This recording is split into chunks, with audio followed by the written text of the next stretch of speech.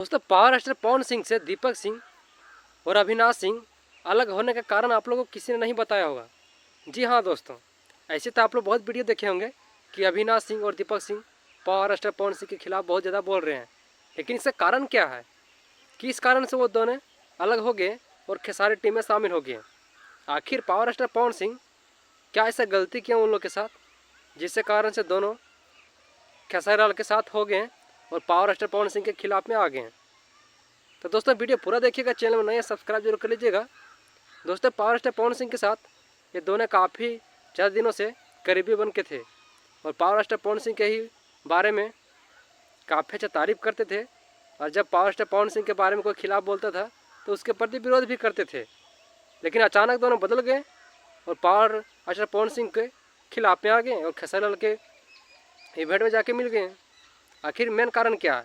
तो दोस्तों मेन कारण यही है कि जब पावर स्टार पवन सिंह दोनों को काम देते थे, आप लोग बहुत सारे वीडियो में देख सकते हैं, जो अविनाश सिंह थे उसको बहुत सारे वीडियो में काम दिए थे, पर कुछ दिनों के बाद पावर स्टार पवन सिंह उसको एक भी गाना में नहीं काम दिए हैं और ना ही फिल्म में।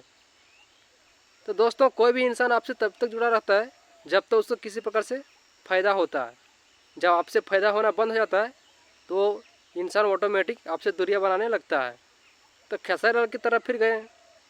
और भोजपुरी के आप लोग देखते होंगे, ये नियम है कि बहुत सारा मॉडल्स होती है कि जब पावर स्टार पवन सिंह के साथ काम करती है तो पावर स्टार पवन सिंह का ही तारीफ करती है और गुणगान करती है, और खेसारी लाल को एक तरफ से ट्रोल करती है, उसके खिलाफ बोलती है, और जो भी पावर स्टार पवन सिंह के बारे में जो गलत बोलता है उसके खिलाफ भी बोलती है।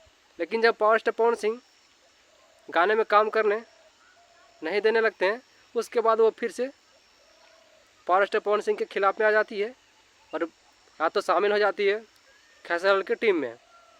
उसी प्रकार से आप लोग देख सकते हैं जो डिम्पल सिंह थी, वो पहले पावर स्टार पवन सिंह से काफ़ी दिनों से काम कर रही थी साथ में। जब पावर स्टार पवन सिंह से अलग हो गई तो खेसारी लाल की टीम में शामिल हो गई।